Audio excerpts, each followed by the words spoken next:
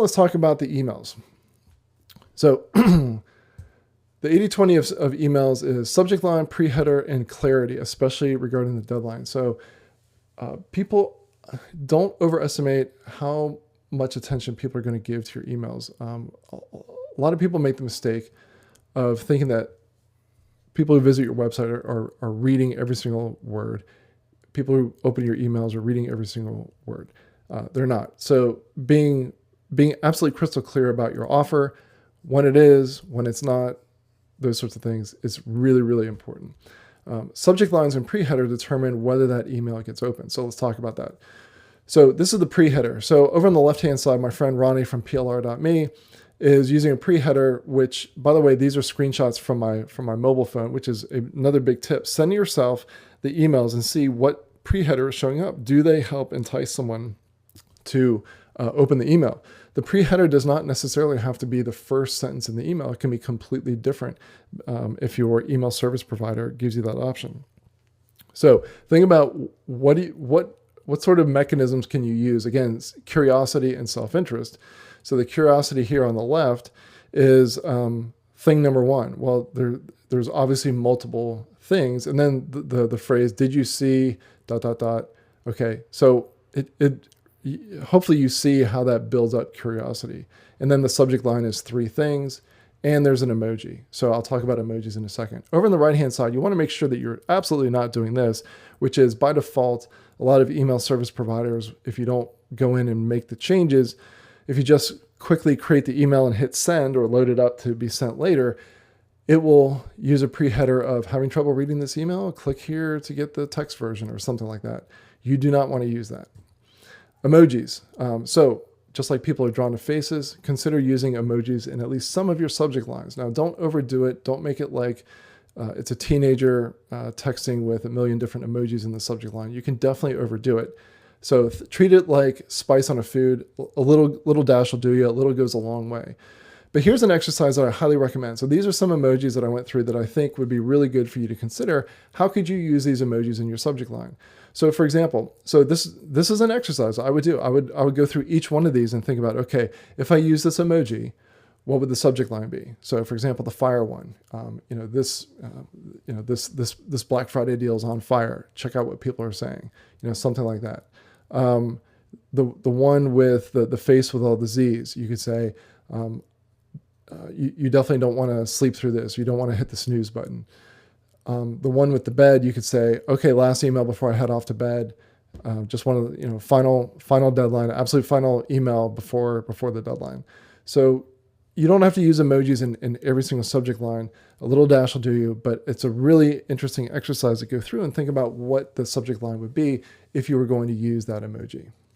And then a pro tip is to resend to the unopened. So if you send out 1,000 emails in the morning, there's going to be, you can probably pull up in your email service provider a list of the people who received those where there's no indication that they definitely opened it. And so you can change the subject line and send out in the afternoon that same email with a different subject line. Maybe you add an emoji or change the emoji and send it to the unopened. All right. Big pro tip, you're going to get a lot more people opening your emails. Upsell. If you have time to do an upsell, you definitely want to do one. But if you don't, as I've mentioned several times, don't let it prevent you from sending out your Black Friday promotion. Here's an example of AppSumo using a deadline on their upsell. I don't want to spend too much time going through this, but I'll just mention that there is an upsell that we found in our hotel room on a Disney property when we went to go visit. When we went to go visit in person. And interestingly enough, the way that they did it is an Evergreen authentic deadline. So it's an Evergreen authentic deadline in the offline world. And another example is the virtual summit, where the upsell is the paid recordings of the free virtual summit. So if you're interested in attending the virtual summit on whatever the topic is, you're signing up to get basically a list of here's when the speakers are speaking, etc. And then on the thank you page, it's the upsell is a discounted version of what they're eventually going to charge for permanent access to those recordings. And then here's an example of an upsell after a free webinar registration. And here was the page before. Notice that there's no countdown timer. And also notice that at the top it says thank you, which kind of very much indicates that the process is done. You came to register, it's done. Thank you. Okay. And so once someone can check the box that, oh, yep, okay, I registered, they mentally check out. They go think about something else. They've got a lot on their mind. They feel like they've completed this task. Whereas if you say something like, your webinar registration is just about complete, or in the case of your Black Friday promotion, hey, your checkout process is just about complete. Your order is just about complete. It indicates you're not done here. You need to make another decision. Then you have a countdown timer. That's what helped these $1 trials just spike up, hockey stick up and to the right, is language that indicated that it's not over yet, and there's a countdown timer for someone to make a quick decision on something. Mid-promotion deadline. So, interesting study that I wrote about in the blog post on the Deadline Funnel blog about the Ultimate Black Friday Guide. Same cookies in the jar, so there's no difference in what they're made of or how they taste, but they were perceived, the jar that had 10 cookies previously, but then 8 were removed and presumably eaten by someone, indicated demand, and there's only 2 left, so now there's FOMO, fear of missing out. So there's a limited supply that's dwindling.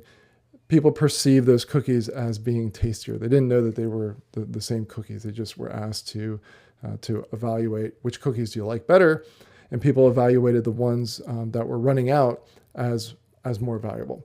So along those lines, you can use the Deadline Funnel quantity-based deadline for a mid fast action bonus or mid-promotion deadline. And if you see in the blue area where it says new bonus just announced, only 15 more remaining, you can customize that text. But the important thing is that the only 15 more remaining, that will be updated automatically by Deadline Funnel as sales start coming in. So you set up your checkout system with Deadline Funnel, and Deadline Funnel will update it in real time, even as they're on the page. So if I'm looking at, if I'm a prospect on your page and a sale comes in, then it'll go from 15 to 14 and then 14 to 13, etc. And so let's just wrap this up where we started, which is get her done. Imperfect action is better than perfect inaction. And also another great quote is, a good plan violently executed now is better than a perfect plan executed next week. So time is ticking. You want to make sure that you get your anticipation emails out the door, even if all you're saying is, hey, we've got a Black Friday plan, details to follow, but make sure that you're paying attention on such and such date, and also be looking for my email tomorrow, where I'm going to share a little bit more information about the great stuff that we have cooked, that we're cooking up for you.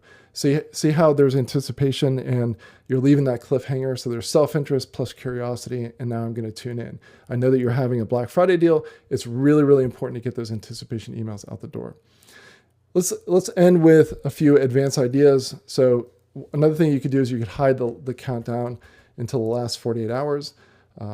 If you have a promotion that I would say is longer than 5 days, in the settings area down at the bottom, what you can do is you can make the countdown hide until the last 48 hours. So just to show what that would look like. So notice that there's 7 days left. One of the reasons why you might want to do this is that if you're sending people to your sales page and it says 7 days left or 10 days left, something like that, it can almost have the opposite effect. Someone says, oh, okay, I have time. I don't have to really pay attention to this right now.